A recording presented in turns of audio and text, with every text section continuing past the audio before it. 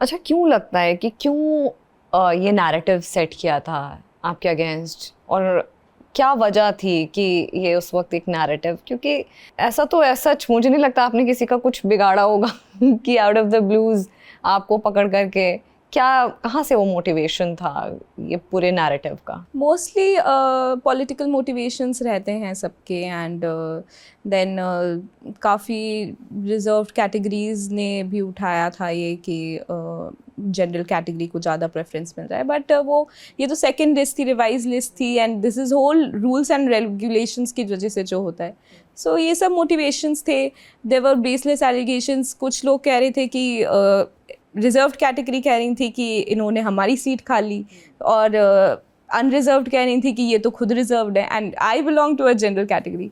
सो ये सारे allegations they had political motivations और some individual motivations, but I think both, because उसमें कुछ सच्चाई थी नहीं, तो हम बिल्कुल निश्चिंत रहे एक तरीके से। एंड देन फिर यूपीएससी ने भी अपनी तरह से क्लैरिफिकेशन निकाल दिया, जो सारी फैक्ट चेकिंग इंस्टीट्यूशंस हैं उन्होंने सारा फैक्ट चेक कर लिया। So we were not worried about it, but I think it shows कि हमारी सोसाइटी में थोड़ा हम हर चीज़ को सोचते हैं कि ये बैकडोर से लिया होगा, मतलब एक परसेप्शन है रिगार्डिंग पॉलिटिशियंस एंड पॉलिटिशियंस के बच्चे। आपने भी बात बोली कि आपकी पिक्चर्स को निकाल करके उनको ट्रोल करना शुरू किया था। अक्सर क्या होता है, लड़कियों और महिलाओं को लेकर सोसाइटी कुछ स्टीरियोटाइप्स बना लेती है कि पता नहीं आप इससे कितना वास्ता रखेंगे। आई एम श्योर आपका, क्योंकि उस जर्नी को आपने जिया है, तो आप के पास इनपुट तो बहुत ज़्यादा होंगे कि ऐसे कपड़े पहनने चाहिए, ऐसे नहीं पहनने चाहिए, या अगर आप इस पोजीशन पे हैं तो ऐसे रहना चाहिए, ऐसे नहीं रहना चाहिए। आई एम श्योर आपकी जब ट्रेनिंग हुई होगी तो ये सारी चीज़ें बताई गई होंगी आपको कि पर्सनल और प्रोफेशनल बिल्कुल अलग होता है। तो उस वक्त ये जो ट्रोल है, जो ट्रोलिंग हुई थी आपकी पिक्चर्स को लेकर के, क्योंकि मैंने खुद भी देखा था कि आपकी, क्योंकि इंस्टाग्राम आपका बहुत वाइब्रेंट है, बहुत आप एक्टिव भी रहती हैं अपनी प्रोफाइल में, कई पिक्चर्स भी आपने डाली, तो विच आई एम श्योर बहुत डिसेंट कंटेम्प्रेरी कपड़ों में भी थी। क्या टेक है आपका इस पूरे जो इशू है इस पर? जब पहली बार सिलेक्शन हुआ तब मैंने भी अपनी पूरी वार्डरोब चेंज कर दी। मैं गई कोटा में ही एंड शॉपिंग पे, एंड मैंने सारे सूट ले आई मैं, एंड मैंने सब हटा दिए वेस्टर्न कपड़े, एंड देन फिर मैंने सोचा मैं डांस करना छोड़ दूंगी, मैं ये छोड़ दूंगी, अब मैं बिल्कुल ऑफिसर बन के रहूँगी। But 6-7 months into the profession and into training मुझे ये रियलाइज़ हुआ, एंड बताया भी जाता है that professional life and personal life अलग है।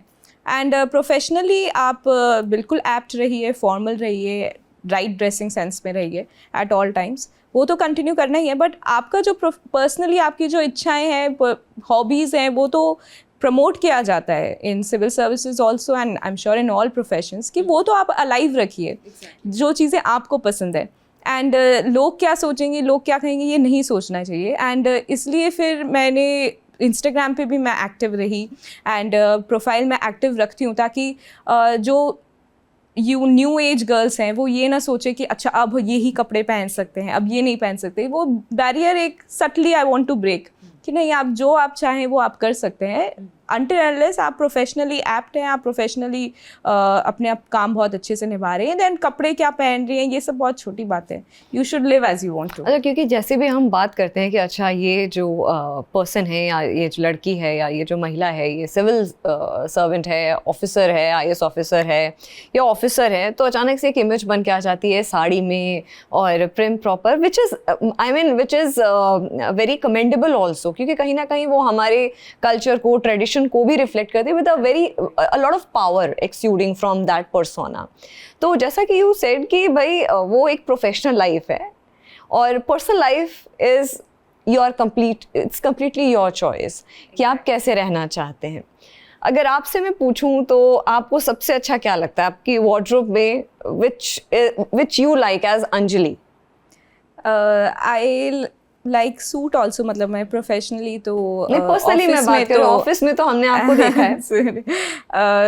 Personally, I like jumpsuits, I like dresses, and I think western, and I have started liking sarees also काफ़ी ज़्यादा, and मैं अपना build कर रही हूँ knowledge on sarees, on हमारे कोटा डोरिया की साड़ियाँ बहुत चलती है, तो which I've bought few of them, and so क्योंकि मैं ये सवाल इसलिए कर रही हूँ अंजलि, क्योंकि देखिए यू हैव टू बैलेंस, आपको बैलेंस करना ही पड़ेगा, क्योंकि I think you as someone who has cracked UPSC, you are a torch bearer अभी फॉर द सोसाइटी.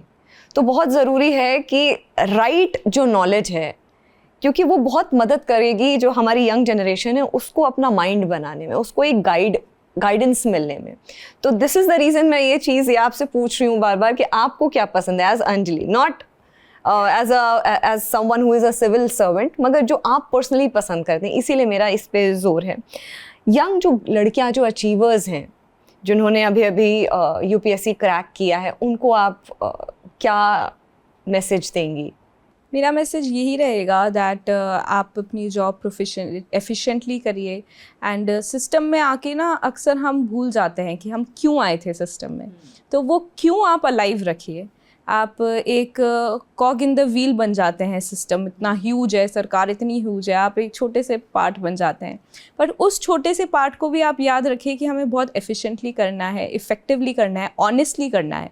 एंड ये जब मकसद हमें याद रहता है, हमारा डायरेक्शन सही रहता है, तो हम बहुत और जनरेशन्स को, बहुत और लोगों को इंस्पायर कर रहे हैं. हम अपने आप को बिलिटल ना करें दैट अच्छा ठीक है क्या ही हो रहा है, बट हम मतलब as I said that I remain active on Instagram, because मुझे लगता है कि मुझे देखकर भी शायद 100 लड़कियाँ और ऊपर उठ रही होंगी, या अननोइंगली, क्योंकि सोसाइटी में सोचती है कि अच्छा तुम सिविल्स पढ़ रहे हो, नहीं तो तुम ये ऐसे मत करो, ऐसे मत करो, सिर्फ पढ़ाई में डूबे रहो या इस तरीके से. तो आई थिंक कहीं ना कहीं ये एंग्जाइटी और डिप्रेशन से भी लोगों को निकालने में मदद करता होगा अंजलि. यस, और आप ट्रू रहते हो, अपने आप से ट्रू रहते हो, आपको लगता है कि हाँ लाइफ इज़ बिगर, आप अपने गोल्स, एस्पिरेशंस, विजन डिफरेंट भी रख सकते हो, हॉबीज़ भी रख सकते हो, so that makes a rounded personality for sure.